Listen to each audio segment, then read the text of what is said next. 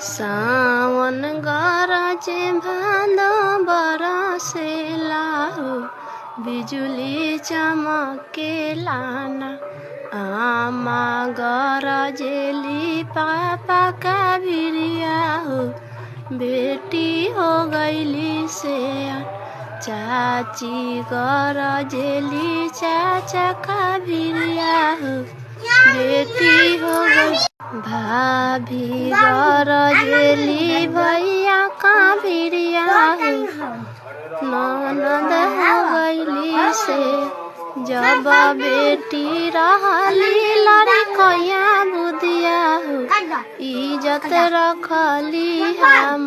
जब बेटी भइली सजना जोगे हो, इज्जत रखस भगवान। जब बेटी भइली